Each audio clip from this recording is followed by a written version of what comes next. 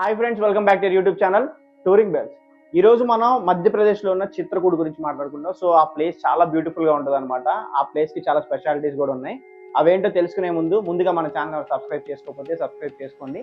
చేసుకున్న వాళ్ళంటే మీ ఫ్రెండ్స్కి షేర్ చేసి వాళ్ళని సబ్స్క్రైబ్ చేసుకోమని చెప్పండి.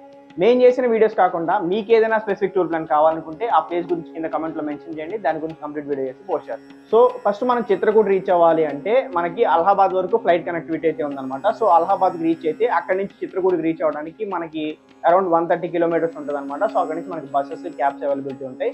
సో చిత్రకూట్ రీచ్ అయిన తర్వాత సో అక్కడ మనం చూసుకునే ప్లేసెస్ ఏంటి అంటే కామద్గిరి. సో ఇది ఒక రామాలయం అనమాట.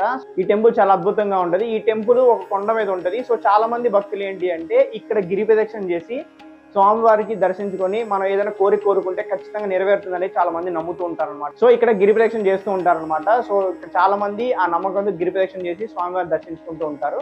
సో మనం ఈ టెంపుల్ విజిట్ చేసుకున్న తర్వాత మన నెక్స్ట్ స్పాట్ ఏంటి అంటే గుప్త గోదావరి. సో ఇదేంటి అంటే ఒక కొండ స్వరంగంలో ఈ గోదావరి నది పారుతూ ఉంటుంది అనమాట.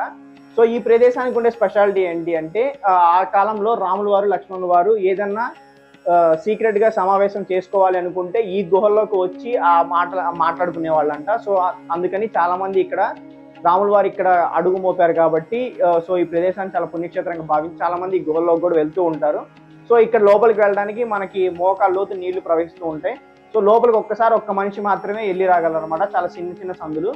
సో ఆ టైంలో వాళ్ళు ఇలా ఎవరు దూరరు, ఎవరు రారు, వీళ్ళు మాట్లాడుకునే ఎవరికి వినపడవని ఈ ప్రదేశాన్ని అయితే ఎంచుకుంటారు. సో ఈ ప్లేస్ కూడా చూడడానికి చాలా బ్యూటిఫుల్ గా ఉంటుంది అనమాట. సో మనకి స్వరంగంలోకి వెళ్తూ ఉంటుంటే ఆ ఫీలింగ్ కూడా చాలా బాగుంటుంది. ఒకసారి మీరు ట్రై చేయండి.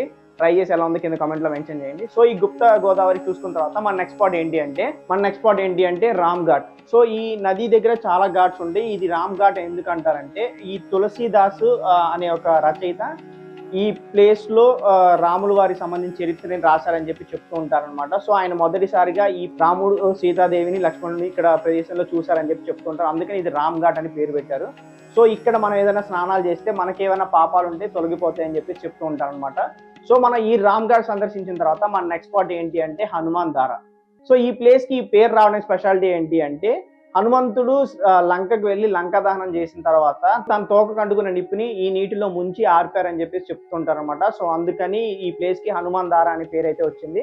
సో మనం ఈ ప్లేస్ విజిట్ చేసుకున్న తర్వాత మన నెక్స్ట్ స్పాట్ ఏంటి అంటే సతీ అనసూయ దేవి టెంపుల్ అనమాట. సో ఈ టెంపుల్ చాలా అద్భుతంగా ఉంటుంది. చాలా పురాతనమైన టెంపుల్ అనమాట. సో మీకు చాలా మంది అనసూయ దేవి గురించి తెలిసే ఉంటది కదా. సో ఈ టెంపుల్లో ఇక్కడ అనసూయ దేవి విగ్రహం ఉంటుంది అనమాట. సో చాలా బ్యూటిఫుల్ గా ఉంటుంది. టెంపుల్ యొక్క ఎన్విరాన్మెంట్ కూడా చాలా ప్లెజెంట్ గా ఉంటుంది. చుట్టుపక్కల నేచర్ కూడా చాలా బ్యూటిఫుల్ గా ఉంటుంది అనమాట. సో మనం ఈ టెంపుల్ విజిట్ చేసుకున్న తర్వాత మన నెక్స్ట్ స్పాట్ ఏంటి అంటే పట్టికశిల. కొండరాయి ఉంటుంది కదా. సో ఈ కొండరాయి మీద ఏంటి అంటే ఈ కొండరాయి మీద 2 పాదముద్రలు ఉంటాయి. అవి రాముల వారి, సీతాదేవి అని చెప్పేసి చెప్తూ ఉంటారు అనమాట. సో అలాగే ఇక్కడ ఆ పాదముద్రలకి పూజలు చేస్తూ ఉంటారు. ఈ ప్లేస్ కి చాలా మంది వస్తూ ఉంటారు. ఎందుకంటే ఇక్కడ రాముల వారు, సీతాదేవి అడుగు మోపారని ఆ పాదముద్రలు ఇక్కడ ఉన్నాయి, వాళ్ళవేనని చెప్పి చెప్తూ ఉంటారు అనమాట. సో అందుకని చాలా మంది ఇక్కడికి వచ్చి ఆ పాదముద్రలకు పూజలు అవి చేస్తూ ఉంటారు. సో మనం ఈ ప్లేస్ విజిట్ చేసుకున్న తర్వాత మన నెక్స్ట్ స్పాట్ ఏంటి అంటే రాజ్పూర్. సో ఈ ప్లేస్ ఏంటి అంటే మన చిత్రకూట్లో ఉండే ఒక గ్రామం. ఈ ప్లేస్ యొక్క స్పెషాలిటీ ఏంటి అంటే తులసీదాస్ అనే ఒక రచయిత ఈ ప్లేస్ లో జన్మించారని చెప్పేసి చాలా మంది చెప్తూ ఉంటారు అనమాట. సో ఇక్కడ ఆయన నివసించిన ఇల్లు కూడా ఉంటుంది. సో చాలా మంది ఆ ప్లేస్ విజిట్ చేస్తూ ఉంటారు. అదే అనమాట ఈ ప్లేస్ ఒక స్పెషాలిటీ. సో మనకి ఈ ప్లేస్ తో మనకి ట్రిప్ కంప్లీట్ అయిపోయినట్టే. ఈ వీడియో కనుక మీకు నచ్చినట్లయితే don't forget to like, share and subscribe to YouTube channel touring bells.